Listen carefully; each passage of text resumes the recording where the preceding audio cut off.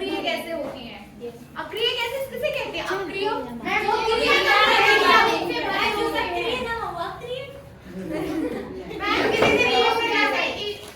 जिन gas होती है ठीक है ना, वो सभी गैसेस जिनके लास्ट ऑर्बिट में इलेक्ट्रॉनिक विन्यास फुल हो, दूसरे इलेक्ट्रॉन्स को लेने के लिए जगह ना हो, और जो इजीली अपने इलेक्ट्रॉन्स का दान भी नहीं करती हैं, ठीक ना, वो सभी गैसेस अक्रिय गैसेस है, अक्रिय। लेकिन अब यहाँ पर आप कौन सा फिजिक्स ले रहे हो? आदर्श गैस। आदर्श गैस किसे कहते हैं? वो गैसेस जो असंपीडित तथा असंयान होती है वो आदर्श गैस है, ठीक है ना। हमें आदर्श गैस इक्वेशंस को ड्राइव करना है। आदर्श गैस इक्वेशन मॉनिटर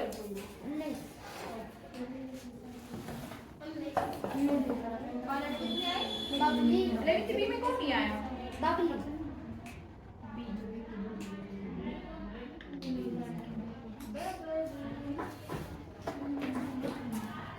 आदर्श गैस इक्वेशंस को समझिए। आदर्श गैस इक्वेशंस क्या है? देखिए, किसी गैस की अवस्था को व्यक्त करने के लिए आपको 3 टर्म्स की जरूरत पड़ती है। कौन कौन से? PV एंड TB, ठीक है ना।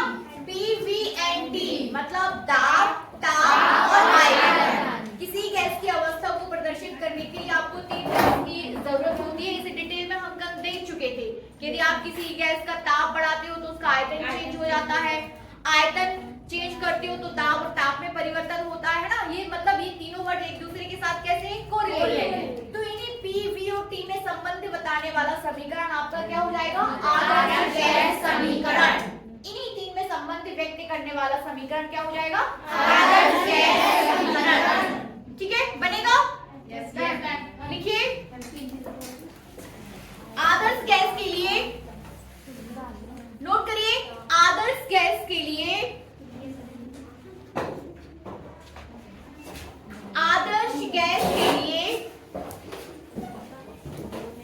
दाब, ताप तथा आयतन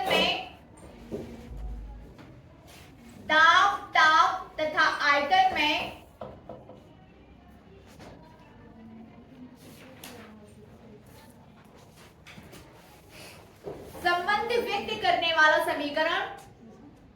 संबंध व्यक्त करने वाला समीकरण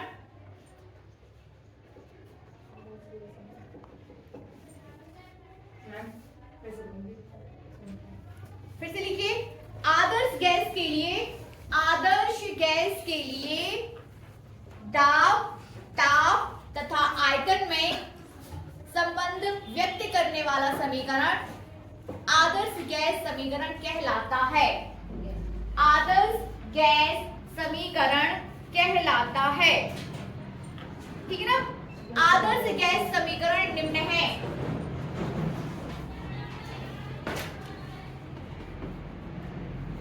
आदर्श गैस समीकरण निम्न है और उसमें ये डाल दीजिए PV = RT। यही आदर्श गैस समीकरण है, PV = RT, और इसको आप हमें ड्राइव करना है, ठीक है ना। ड्राइव करना है इस समीकरण को, PV = RT, ठीक है। PV = RT ड्राइव करना है हमें इस समीकरण को, ठीक है ना। प्रूव करेंगे हम इसे।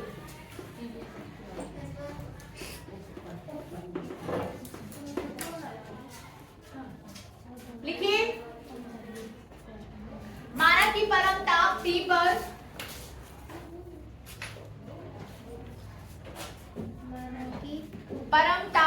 पर 19 कौन नहीं आया? नहीं। माना कि परम ताप T पर T1 पर, ठीक है ना। माना कि परम ताप T1 पर 1 मोल गैस का आयतन V1 है।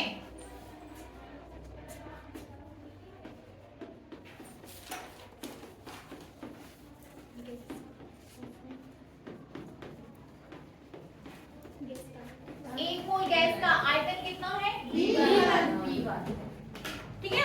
इसके पहले आप बॉयल्स लॉ और चार्ल्स लॉ पढ़ चुके हो, ठीक है ना। आपको P और V में रिलेशन पता है।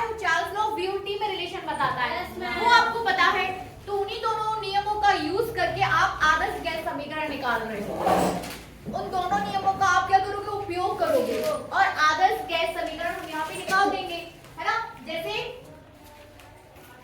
P is inversely proportional to V, पहला नियम, ठीक ना। और दूसरा नियम क्या है, P is directly proportional to T, ठीक ना। इन दोनों को यूज करके आप क्या निकाल दोगे, आदर्श गैस समीकरण। इन शॉर्ट देखें तो P V is directly proportional to P, V equals to क्या हो जाता है, नियतांक हो जाता है ना, नियतांक, ठीक है ना। Yes ma'am. और इसी नियतांक को आपको इक्विवेलेंट करना है किसके साथ, RT के साथ। फर्स्ट इक्वेशन देखा था आपने बॉयल्स लॉ का, क्या बोला गया था कि P is inversely proportional to V, ठीक है ना, 1/V, तो PV equals to नियतांक। अब वही नियतांक को किसके इक्विवेलेंट लेके आना है, RT के, जहां पर R गैस नियतांक है, सार्वत्रिक गैस नियतांक बता दिया जाएगा, आपको नोट भी करा दिया जाएगा, ठीक है ना। तो आपको ये प्रूफ करना है, समझ गए कि कैसे दो नियम आप लेके आओगे और उन दोनों नियम के थ्रू आप आदर्श गैस समीकरण को ड्राइव कर दोगे, ठीक है ना। हाँ कर लेंगे, अभी आदर्श गैस पढ़ लेंगे, ठीक है ना। लिखिए आगे। तो कितना लिखा आपने कि माना कि देखिए आप ड्राइव करने जा रहे हो तो आपके पास आदर्श गैस होना चाहिए, ठीक है ना। तो आदर्श गैस लिख लिया है ना आपने कि परम ताप T1 पर आदर्श गैस का जो आयतन है वो कितना है, आगे लिखिए। पहले ताप नियत रखकर, ठीक है ना। अब आपने ये जो ताप लिया है T1, इसको क्या कर दिया है, नियत। Is that clear? गैस में एक कंटेनर में, ये आपके पास एक कंटेनर है, इसमें गैस भरी है और इसकी इनिशियल कंडीशन क्या है कि टेम्परेचर T1 है और जो उसका आयतन कितना है, V1। एक मोल गैस का आयतन कितना है, V1। अब ये जो टेम्परेचर आपने फिक्स किया है इसको आपने क्या कर दिया, नियत, ठीक है ना। तो नियत करके लिखिए, पहले नियत ताप नियत रखकर ताप P1 से P2 कर देते हैं, ठीक ना। ताप को आपने क्या कर दिया, P1 से P2,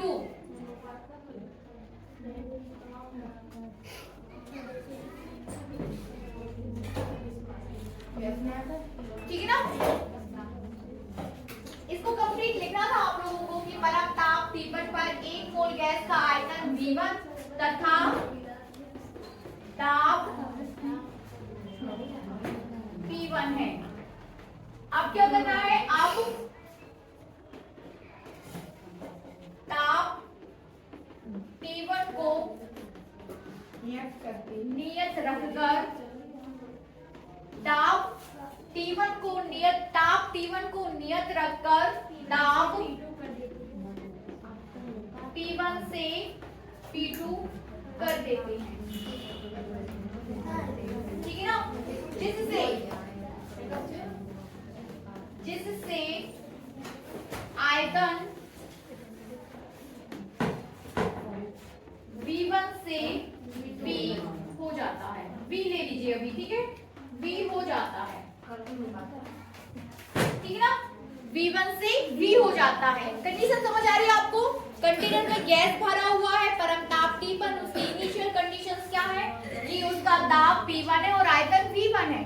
फिर आपने जो ताप लिया है, जो आप ताप की बात कर रहे थे, इस ताप को आपने क्या कर दिया, नियत, और प्रेशर को चेंज कर लिया। बढ़ाया घटाया ये बात नहीं हो रही है, बढ़ाया या घटाया ये बात नहीं हो रही है, लेकिन आपने जो इनिशियल प्रेशर लिया था उसको चेंज करके P1 से क्या कर दिया, P2, तो उसके आयतन में परिवर्तन होगा। V1 से क्या हो जाएगा, V बनेगा, आयतन V1 से V हो जाएगा। आगे लिखिए। तो बॉयल के नियम अनुसार, बॉयल के नियम अनुसार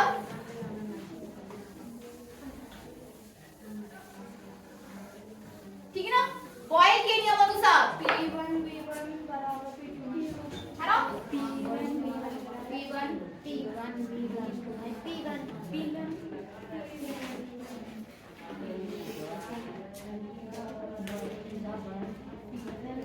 P1 और V अकेला है P2। इन शॉर्ट मैंने जितना आपने वर्ड्स में लिखा है, इन शॉर्ट मैथमेटिकल लिख दिया। T1 पर ये कंडीशंस है, फिर T1 को आपने कांस्टेंट किया तो प्रेशर P1 से P2 हो गया और दाब आपका V1 से V हो गया। अब लगाना है अपन को बॉयल का नियम, बॉयल का नियम, बॉयल का नियम, ठीक है ना। तो बॉयल का नियम साइड में लिख के देख लो कि क्या होता है। आवाज नहीं, बॉयल के नियम को हम साइड में लिख के देख लेते हैं कि क्या होता है। क्या था? P1 यही था ना, P1 V1 equals to P2 V2, लेकिन V2 आपका क्या है? V की जगह से V रहने दीजिए, तो ये हो जाएगा, ठीक है ना। तो बॉयल के नियमानुसार लिखिए, बॉयल के नियमानुसार P1 V1 equals to P2 V। Boil के नियम से P1 V1 equals to P2 V, then V equals to capital V equals to आपके पास आ जाएगा P1 V1 P2 P1 V1 upon, आप तो लिख चुके हो ना फर्स्ट में। हाँ बस, हाँ मैंने तो बस आपको शॉर्ट में बता दिया, आपको मैंने बोल बोल के सारा लिखवा दिया ना आपको। आप यहाँ से डालिए आगे कि बॉयल के नियमानुसार P1 V1 equals to P2 V, ठीक है ना। देन V इक्वल्स टू क्या आ जाएगा? बनना है सभी से, आगे करिए। अब गैस का दाब, ठीक है ना। अभी आपने बॉयल के नियम की कंडीशन ली कि ताप को नियत रख दिया, ठीक है ना। अब आप किसकी कंडीशन लोगे? चार्ल्स का नियम। और चार्ल्स के नियम में क्या? दाब नियत। दाब नियत। तो कौन सा दाब नियत रखेंगे? जो आपके पास फाइनल दाब, आप गैस का आपका फाइनल दाब क्या चल रहा है? P2, क्योंकि P1 से आप P2 कर चुके हो। तो अब इसी P2 को आप नियत रखकर क्या चेंज करोगे? ताप चेंज करेंगे, ठीक है ना, जिससे आयतन चेंज हो जाएगा। Is that clear?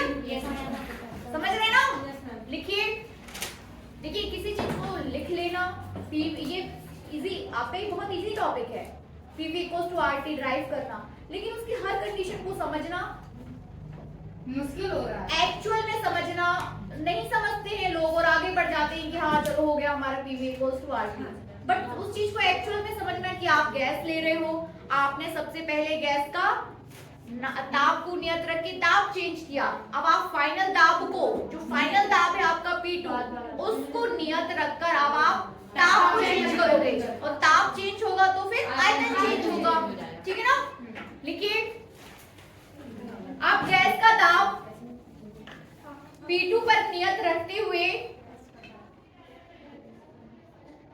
P2 पर रखते हुए, हाँ नियत रखते हुए परम ताप T1 से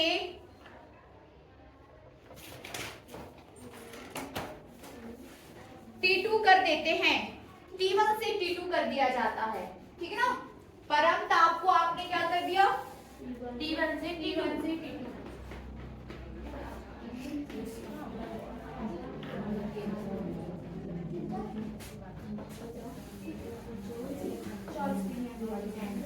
ठीक है ना, क्या कर दिया आपने? ताप P2 को नियत करके आपका टेम्परेचर कहां से चेंज हो गया? T1 से T2 चेंज हो गया, ठीक है ना। T1 से T2 कर देते हैं, जिससे आयतन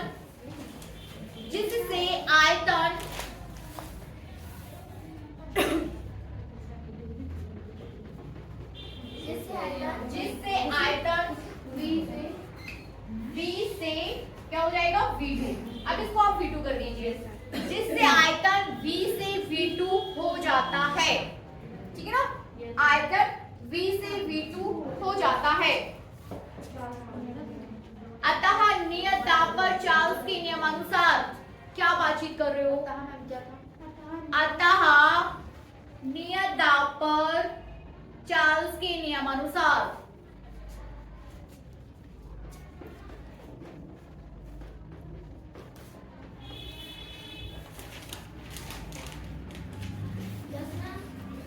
चार्ल्स के नियमानुसार क्या हो जाएगा?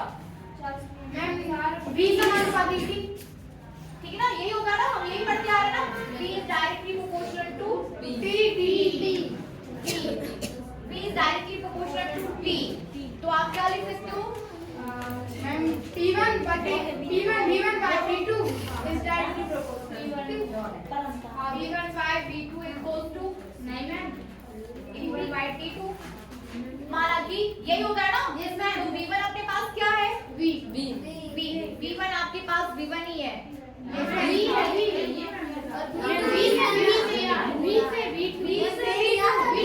है ना? तो उसके अनुसार इसको जमा लो, जो आपके पास कंडीशंस है उसके अनुसार इसको V1 ये सारा पूरा सेट करिए, लिखिए और बताइए कितना आया।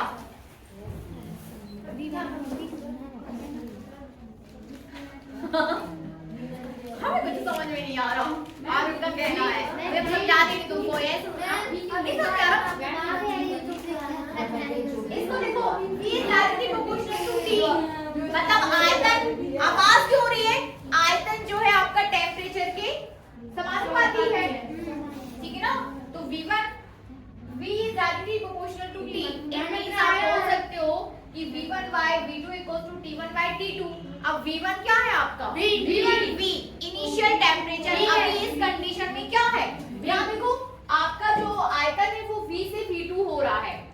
V से V2 मतलब प्रारंभिक आपका V है और V से क्या हो रहा है? V2। तो V1 की जगह क्या आएगा? V/V2। और V2 की जगह V2 ही है। V2 की जगह V2 ही है, ठीक है ना? अब टेम्परेचर T1 से T2 हो रहा है। T1 से T2 हो रहा है, तो T1 से T2 ही रहेगा, T1 से T2, ठीक है ना? ये हो जाएगा आपके पास चार्ल्स का नियम, ठीक है? ये साफ कर दो इधर। Yes, ma'am.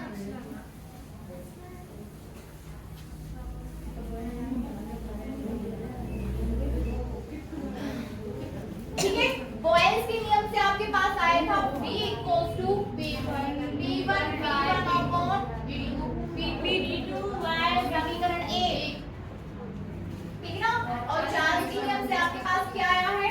V upon V2 equals to T1 upon T2 समीकरण 2। समीकरण 1 व समीकरण 2 से,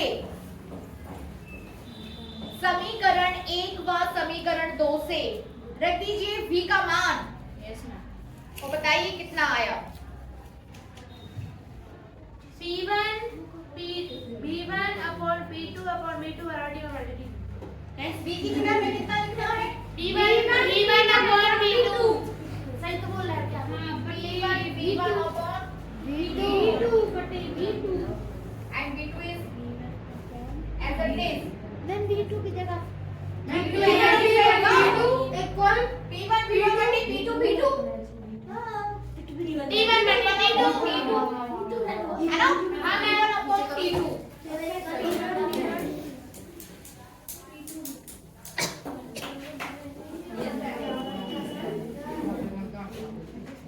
ठीक है, तो आप इसको कैसे लिख सकते हो? P1 V1 upon T1। इस T1 को मैं यहाँ लेके आ रही हूँ, इस T1 को यहाँ लेके आएंगे और इसको ऊपर कर देंगे इधर इसके साथ, ठीक है ना? इट मींस कि P1 वाले भौतिक राशि को एक साइड कर दीजिए, P2 वाले को इस साइड, ठीक है ना? तो P1 equals to V2 upon V2 upon T1 P1 V1 divided by T1 equals to P2 V2 divided by T2। आप बोल सकते हो कि PV upon T equals to नियतांक। हाँ मैम, Yes, ma'am. बोल सकते हो ना? Yes, PV ma'am. equals to नियतांक। आप बोल सकते हो कि PV equals to समानुपाती। इसके साथ जाएगा ना तो समान हो जाएगा। डायरेक्ट है कि PV equals to RT नियतांक क्या आपका क्या है? सार्वत्रिक गैस नियतांक। ठीक है, फटाफट करो, टाइम नहीं खराब करो, बहुत सारा पढ़ना है हमें। PV equals to RT, यही नियतांक आपका क्या है? सार्वत्रिक गैस नियतांक बनेगा। Any doubt?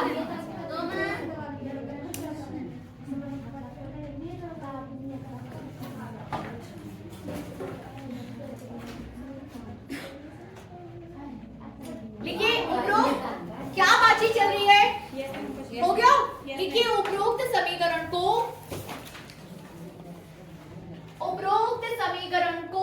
आदर्श गैस समीकरण कहते हैं।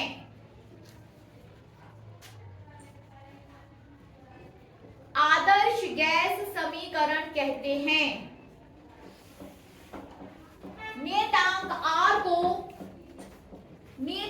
नियतांक R को, ये जो कैपिटल R आपको मिला है वो नियतांक R को सार्वत्रिक गैस नियतांक कहते हैं। ठीक है ना, सार्वत्रिक गैस नियतांक कहते हैं। एक मोल गैस के लिए R का मान सभी गैसेस के लिए एक बराबर होता है। लिख सकते हो आप कि इसका मान, इसका मान सभी गैसेस के लिए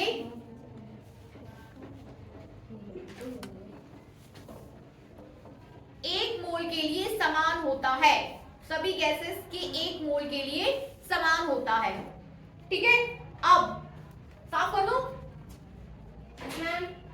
लिखिए, सार्वत्रिक गैस नियतांक का मात्रक, आपको R का मात्रक ज्ञात करना है। R का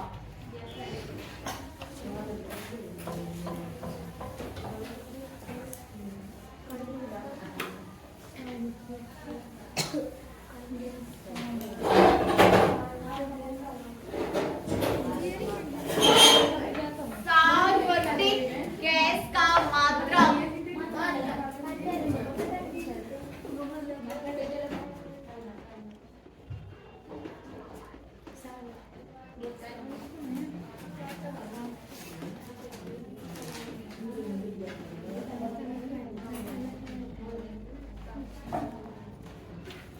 सार्वत्रिक गैस नियतांक का मात्रक PV = RT, तो R = क्या हो जाएगा? PV / T।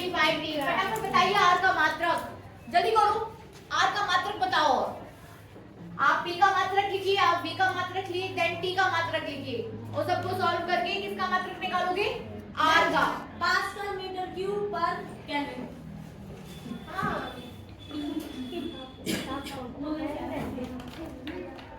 नहीं मैम, पास्कल बटे मीटर क्यूब देखिए, दाब पर मत निकालिए।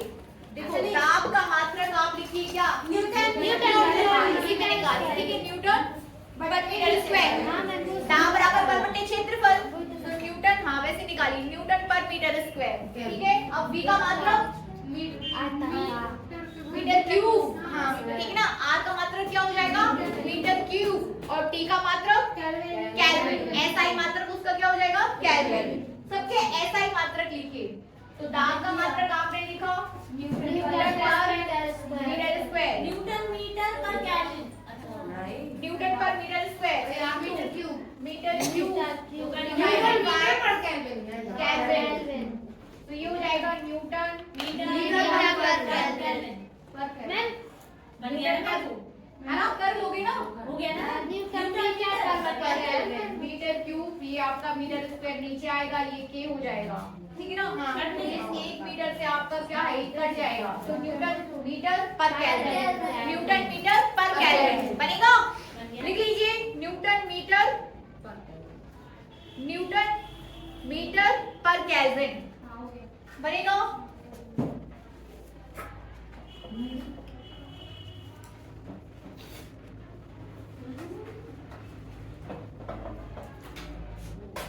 क्या आया मात्रक आपका? न्यूटन मीटर पर केल्विन। ठीक है ना, न्यूटन इंटू मीटर पर केल्विन आया। अब न्यूटन इंटू मीटर को क्या लिख सकते हैं? न्यूटन इंटू मीटर, बल बराबर कार्य बराबर बल गुणा विस्थापन। तो कार्य बराबर बल गुणा विस्थापन, तो ये क्या हो गया आपका? कार्य, और कार्य की यूनिट जूल। ये कार्य हो गया ना, कार्य केल्विन चलेगा, तो कार्य की यूनिट जूल। तो जूल पर kelvin is another unit for R। ठीक है ना, R इक्वल्स टू आपके पास एक और आ जाएगा जूल पर केल्विन। ठीक है ना, और ये सब आप एक मोल के लिए कर रहे हो। ठीक है ना, एक मोल के लिए, इसलिए सबके साथ पर मोल भी साथ में चलेगा। केल्विन के लिए क्या लेते हैं? आपका ये थीटा चलता है टेम्परेचर के लिए, थीटा। तो क्या होगा? मैम MN2T - 2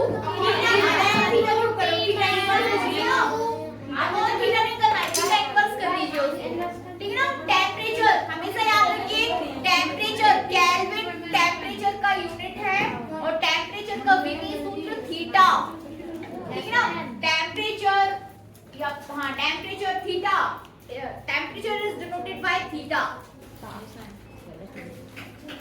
और इनसाइड द ब्रैकेट, ब्रैकेट के अंदर लिखोगे आप थीटा को, बाकायदा उसकी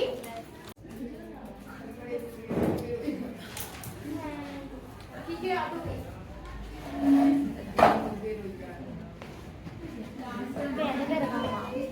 ठीक है बनेगा। किरण ने हमें करके दिखा दिया है कि किस तरीके से आप निकालोगे। विमेय सूत्र हो जाएगा ये, ठीक है ना, विमेय सूत्र। विमेय सूत्र तो सबसे पहले आपको किसका रखना है, कार्य का रखो एंड देन उस पे टेम्परेचर का कर दो, उसको सॉल्व कर दो, बन जाएगा सभी से। ठीक है वेरी गुड। आगे बढ़ते हैं। लिखिए साल्फिक गैस नेतांक R का मान ज्ञात करना।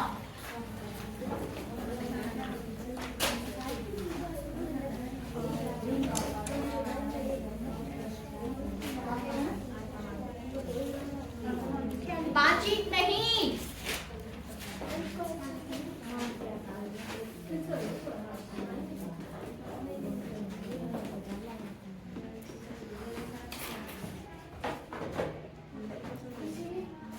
सार्वत्रिक गैस नेतांक R का आपको क्या करना है, मान ज्ञात करना है। कंडीशन आप क्या लोगे, कंडीशन आपके पास ये रहेगी कि आप जो गैस ले रहे हो वो 1 मोल गैस है, ठीक ना। 1 मोल गैस के लिए आप प्रेशर की बात करोगे, 1 मोल गैस के लिए आप वॉल्यूम की बात करोगे और 1 मोल गैस का आप टेम्परेचर लोगे। तीनों की वैल्यूज पुट कर देंगे तो आपके पास कैपिटल R की वैल्यू आ जाएगी, ठीक है ना। R इक्वल टू क्या है आपके पास, R इक्वल टू आपके पास PV बाय T, तो pressure volume divided by temperature. लिखिए अवोगैड्रो की परिकल्पना के अनुसार, लिखिए Avogadro is the name of the scientist, chemistry में आप पढ़ चुके हो, ठीक है ना। तो अवोगैड्रो की परिकल्पना के अनुसार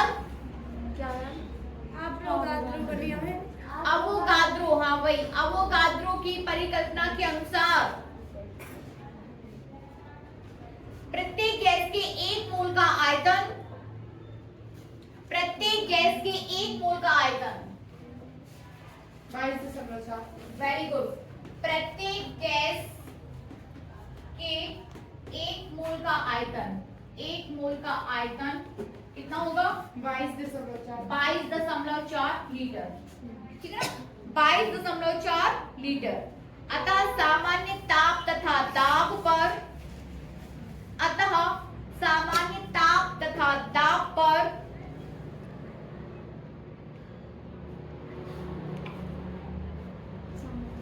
सामान्य ताप तथा दाब पर P इक्वल्स टू आपका हो जाएगा, फाइनल लिखिए P इक्वल्स टू आपके पास रहेगा 0.76, लिखिए 0.76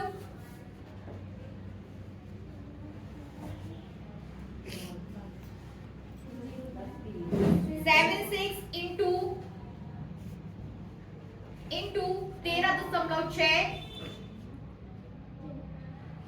into 10 to the power 3 into, हाँ, इंटू 9.8 इंटू 9.8, ठीक है ना। फाइनल आपके पास रहेगा, बराबर का निशान लगाइए और P इक्वल्स टू लिखिए 1.013 into 10 to the power 5 newton per metre square. ये हो जाएगा आपके पास प्रेशर कितना, 1.013 into 10 to the power 5 newton per metre square. Pressure 1 mole gas के लिए प्रेशर कैलकुलेट किया गया है, ठीक है ना। आपको इसे फाइनल यूज करना है, ठीक है ना। 1 मोल गैस के लिए यदि सामान्य ताप, सामान्य टेम्परेचर है तो 1 मोल पर जो प्रेशर होता है, 1 मोल गैस पर जो प्रेशर होगा वो कितना होगा, 1.013 10 to the power 5 newton per metre square, ठीक है। आगे लिखिए, तो आपके पास क्या आ गया, P आ गया। अब किसकी बात करना है, टेम्परेचर की। लिखिए ताप, ताप कितना हो जाएगा, 273 केल्विन, ठीक है ना। ताप कितना लेके चलेंगे हम, 273 केल्विन। और जब सबको, सबके मान अब आपको कहाँ रख देना है, सूत्र में, ठीक है ना। ये मान आप किस में रखोगे? टेम्परेचर आपके पास क्या है? 273 केल्विन। तो ये इसकी जगह कितना लिखोगे? 22.4 लीटर या फिर 22.4 इंटू 10⁻³ मीटर क्यूब। इसको भी लीटर को आपको मीटर क्यूब में बदलना पड़ेगा। सब ऐसा ही यूनिट लेंगे ना, इसका और इसका। तो 22.4 गुणा हो जाएगा 10⁻³ मीटर क्यूब। 1 मीटर बराबर 1000 मीटर। हाँ, मतलब यदि आप उसको उसमें कन्वर्ट कर रहे हो, जैसे 1 किलोग्राम बराबर 1000 ग्राम, तो जब आप लीटर को आपको किस में कन्वर्ट करना है, उसका तो अनदर यूनिट मीटर क्यूब। उसमें आयतन की यूनिट क्या है आपके पास? मीटर। 1 लीटर में कितना होता है? 1000 ml लगभग होता है ना, मिलीलीटर। तो कोई ml इन अदर वर्ड्स आपका यदि आयतन की बात करोगे तो वो मीटर क्यूब हो जाएगा। ठीक है, मीटर क्यूब। ठीक है, तो ये सारी चीजें आप पुट कर दीजिए और सॉल्व कर दीजिए। नहीं समझ आया? आर बराबर टीवी में पुट कर। हाँ, पहले इसको पुट करो, देन फाइनल आपके पास कैपिटल आर इक्वल, उसको बस समझ लेते हैं कि कैसे आपका लीटर आपका मीटर क्यूब। ठीक है ना? तो आर इक्वल टू फाइनल जो वैल्यू है वो आपके पास रहेगी 8.312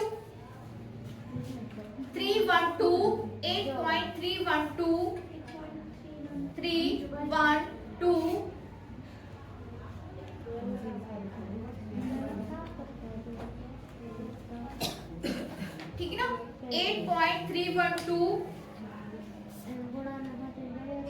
जूल पर केल्विन। 8.312 फाइनल वैल्यू आर की 8.312, याद रखिए इसको, 8.312 जूल पर केल्विन। ठीक है ना? जूल पर केल्विन, जूल पर मोल इनटू केल्विन, मोल भी लेके चलिए, जूल पर मोल इनटू केल्विन। ठीक है ना? क्योंकि आप पर मोल के हिसाब से काम कर रहे हो। ठीक है, चलिए अब लीटर को किस तरीके से मीटर क्यूब में कन्वर्ट किया गया अपन वो देख लेते हैं, वो डिस्कस कर लेते हैं। ये साफ कर दूं? Yes ma'am.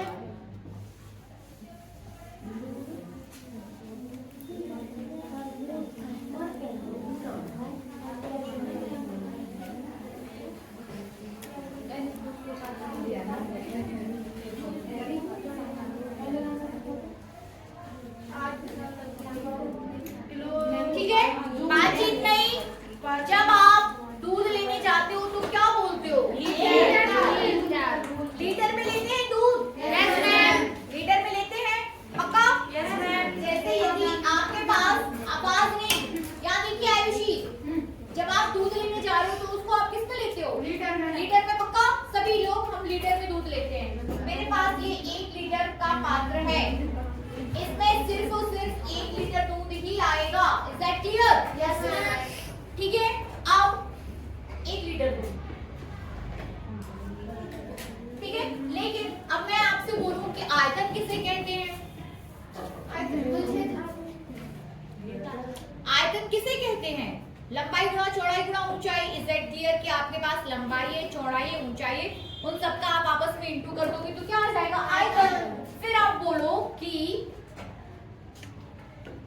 जब इसमें 1 लीटर दूध बन रहा है ना, 1 लीटर, आप ये भी बोलते ना कि जो जितना स्थान घेरता है उसका वो उतना आयतन होता है, ऐसे भी बोलते हैं ना। तो 1 लीटर आपके किसके इक्विवेलेंट हो गया? इसके आयतन के बराबर हो गया। इसमें सिर्फ 1 लीटर दूध ही बन रहा है, और जो इतना 1 लीटर दूध जितना स्थान घेरेगा इस पात्र में, वो इस पात्र का क्या हो जाएगा? आयतन। ठीक ना? तो आप किसके इक्विवेलेंट कर रहे हो? लीटर को आयतन के। समझ में आ रहा? लीटर को किसके इक्विवेलेंट कर दिया? आयतन के।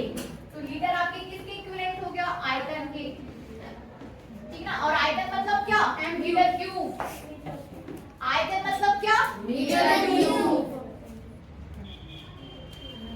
इस तरीके से वो यूनिट्स आपके उस सेट में कन्वर्ट की गई हैं। आपने क्या लिखा था? 22.4 लीटर। ठीक ना? 22.4 लीटर। और आपका जो 1 लीटर, अब देखिए, अब 1 लीटर, एक बार तो हम बोलते हैं कि 1 लीटर, फिर कभी कभी आप बोलते हो 1 किलो दूध दे दो। हाँ। 1 kilo is equivalent to the 1 litre. That clear? 1 KG, कभी कभी जिनको नहीं पता रहता है वो किलो में भी नाप देते हैं, और 1 किलो का मतलब उनका 1 लीटर ही होता है, और ये सही भी है। ये आप उसके ठोस ये उसकी गुण बात करो तो 1 litre is equivalent to the 1 KG, समझ रहे ना? 1 litre is equivalent to the 1 KG, तो 1 केजी इट मींस कि 1000 ग्राम, समझ रहे ना? 1000 gram, 1 litre is equivalent to the 1000 gram, वैसे 1000 लीटर, 1000 मतलब 1 लीटर आपका 1 उसमें आएगा, 1 litre is equivalent to the 1000 metre में आएगा, मीटर क्यूब में आएगा। आई थिंक ये भी बात करें, ये सब एक साथ चलेंगे आपके 1 लीटर के लिए। माइनस में ही जाएगा ना, जैसे आपके पास 1 इक्वल टू इतना, डिवाइड में ही जाएगा ना। आप बड़े को छोटे में कन्वर्ट कर रहे हो ना, बड़ी राशि, लीटर बड़ी राशि है, उसको आप छोटे में कन्वर्ट कर रहे हो तो माइनस में तो जाएगा। समझिए, फिर आगे बढ़ते हैं, ठीक है? बड़ी राशि को छोटी में लेके जाएंगे तो थोड़ा सा डिवाइड करेंगे, इनको करेंगे। आगे बढ़ते हैं, लिखिए तापीय प्रसार आया, लेकिन आपका यहीं से है वो, हेडिंग लीजिए तापीय प्रसार। क्या है तापीय प्रसार?